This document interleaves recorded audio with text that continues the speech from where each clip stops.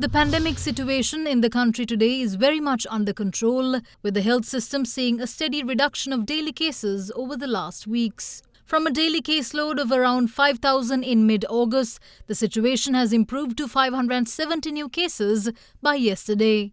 Thanks to a hefty vaccination drive, 58.5% of Sri Lanka's total population are fully vaccinated. As a result, COVID infections in the community may not be as obvious as they once were. ආසාදිතයන් මීට වඩා වැඩි ප්‍රමාණයක් ඉන්න පුළුවන්. මොකද ඔවුන්ට රෝග ලක්ෂණ පහළ වීමක් සිදු වෙන්නේ නැහැ. එම නිසා ඔවුන් පරීක්ෂණ සඳහා යොමු වීමක් වෙන්නේ නැහැ. ඉතින් එවැනි තත්ත්වයක් තුල අපිට මේ අසන්නට ලැබෙන දත්තයන්ට වඩා වැඩි ප්‍රමාණයක් මේ සමාජයේ ඉන්න පුළුවන්. මෙවැනි තත්ත්වයක් තුල හාමු පරීක්ෂණ මීට වඩා වැඩිපුර ව්‍යාප්ත කළ යුතුයි. With the prevailing COVID wave was at its peak, with the country's healthcare system under severe stress, the COVID home treatment program was introduced to treat asymptomatic and patients with mild symptoms at their residences.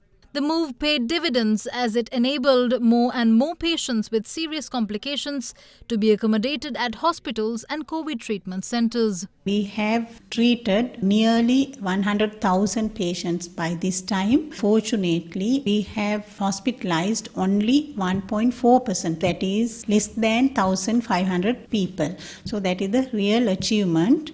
Though vaccinating adults is simple enough, immunization of children is a sensitive matter. But the expert call is that if your child is deemed eligible for the jab, get it soon. We have realized that the small children and even adolescents don't get much symptoms even though they get the infection of COVID-19. So parents will not realize that they are having this illness. So this is the serious situation where this disease can spread to close by contacts like the other family members who are at a higher risk. All the parents need to understand the risk of this infection spread through your children. Because of that, you have to educate them to go ahead with the correct hygienic practices. With it being decided that only the Pfizer vaccine is suitable for children, a batch of 304,200 doses of it touched down in the island this morning. Sri Lanka has now received 2.8 million doses of the Pfizer jab.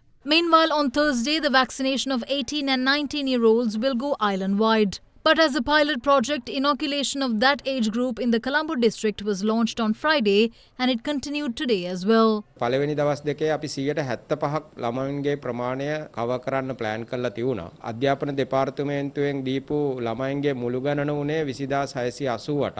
නමුත් පළවෙනි දවසේ එන්නත්කරණය සඳහා ළමයින්ගේ පැමිණීම උනේ ඒ දීපු ප්‍රමාණයෙන් ළමයි 145ක් පමණයි. දෙවැනි දවසේදී ඒ ප්‍රමාණය ටිකක් වැඩි වෙලා තියුණා. සමහර වෙලාවට දෙමව්පියන්ට අපි ගැන තිබුච්ච විශ්වාසය වැඩිවීමක් වෙන්න පුළුවන්. ඒක නිසා අපිට 154ක 55ක වගේ ප්‍රමාණයක් දෙවැනි දවසේදී සිසුන් පැමිණියා.